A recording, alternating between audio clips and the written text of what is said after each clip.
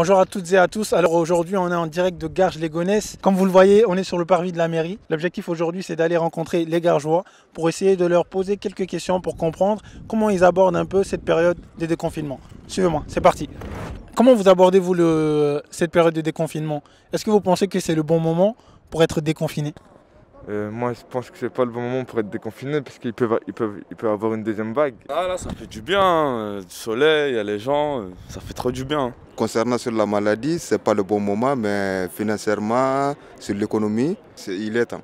Il y a des gens qui sont contaminés, qui savent même pas qu'ils sont contaminés, tu vois. Et si on fait ressortir tout le monde, bah, il y aura une deuxième vague. Et elle peut être même plus forte, plus sévère que la première. En fait, ça dépend du point de vue. J'imagine que pour l'économie, c'est pas trop tôt. C'est sûr qu'au niveau santé, si on ne pense pas à l'économie et à tout ça, il fallait rester confiné jusqu'à ce qu'on trouve le moyen d'avoir un traitement. Si ce n'est pas un vaccin, au moins un traitement. C'était comment le confinement pour toi? Moi, je n'ai pas été confiné, je suis resté dehors tout le confinement. Là, tu es en train de nous dire là que tu n'as pas respecté le confinement? Ouais, tout à fait. Tu n'as pas reçu d'amende? Ouais, j'ai reçu 3 amendes. Ça fait mal, hein. Bon, est-ce que vous pensez que c'est le bon moment? Pas du tout. Pourquoi? Parce que normalement, on prend les choses à l'envers, le gouvernement prend les choses à l'envers, parce que normalement, on devrait carrément faire les tests, comme les masques et les tests et tout ça, on a tout délocalisé en Chine. Maintenant, c'est la merde. Honnêtement, non, je pense pas. Là, ça permet aux gens de respirer un petit peu, mais c'est vrai que ça reste risqué. Est-ce que vous avez peur qu'il y ait une deuxième vague? Si, tout le monde a peur. De ouf, j'ai peur qu'il y ait une deuxième vague. Il y aura une petite deuxième vague. Parce que là, on est un peu plus préparé, parce que quand on s'est confiné, on ne portait pas de masque. Alors, la deuxième vague, peut y en avoir une si les gens se comportent mal.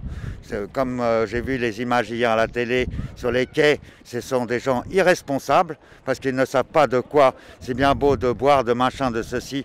C'est pour la sécurité des gens. Et s'il n'y a pas ça, c'est les gestes barrières. Comment vous avez géré au niveau des masques? Est-ce que la ville vous a donné des masques par exemple, ou est-ce que vous achetez? Là, tu me dis ça.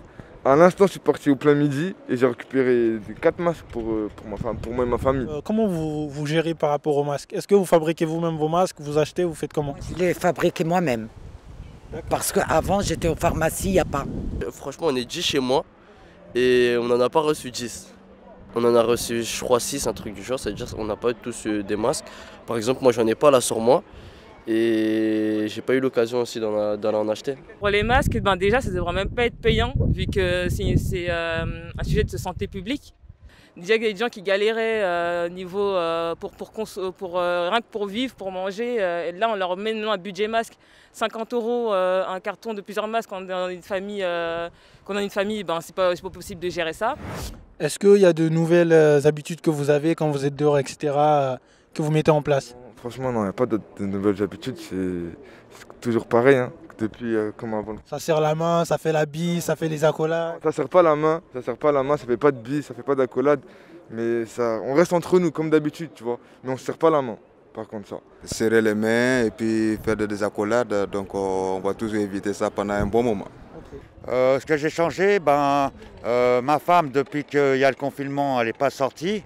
Donc je l'ai quand même protégée parce que je travaille à l'hôpital nord-parisien à Sarcelles. On se lave les mains. Je porte un masque pour vous protéger parce qu'avec les postillons, monsieur, si j'enlève mon masque, je peux vous contaminer. Et toi, du coup, par rapport à tout ça, est-ce que tu essayes de changer tes habitudes au quotidien? Pas totalement, parce que déjà je suis coiffeur de métier. Je suis obligé de faire attention à bien me désinfecter les mains, bien sûr, bien me protéger et aussi faire attention aux autres. C'est quelque chose qui m'entoure déjà au quotidien. Du coup, oui, je fais plus la bise. On fait des coucous de loin. Après, quand on rentre chez nous, par exemple, moi j'ai des personnes on va dire, à risque chez moi. Du coup, il faut faire attention de bien se laver les mains en rentrant, de désinfecter s'il y a un désinfecteur portable, ce genre de choses. Donc c'est sûr qu'on est plus alerte au niveau de l'hygiène. Est-ce que tu as des petits frères qui doivent aller à l'école, toi, par exemple? Franchement, je vais être honnête avec toi, là, normalement, ils doivent repartir à l'école, mais on les envoie pas à l'école. Pourquoi? On ne sait jamais, ils sont trop petits, ils sont vulnérables. Je suis étudiante en Master 2. Du coup, mon école, elle est fermée jusqu'en septembre. Justement, Elvis, toi qui es coiffeur, ça s'est passé comment le premier jour des déconfinements? Est-ce que tu as eu beaucoup de monde au niveau de l'activité? Qu'est-ce que ça a changé? Le premier jour, donc le lundi 11, on était débordés. Il y avait des queues de malades, ce qui est normal. Mais là, ça s'est calmé. Là, ça fonctionne plutôt comme habituellement. C'est tout pour ce micro-trottoir spécial déconfinement en direct de Garges-les-Gonesse. Dites-nous dans les commentaires comment ça se passe pour vous. Et on se retrouve très bientôt sur Urban Street Reporters. Ciao. Perfect.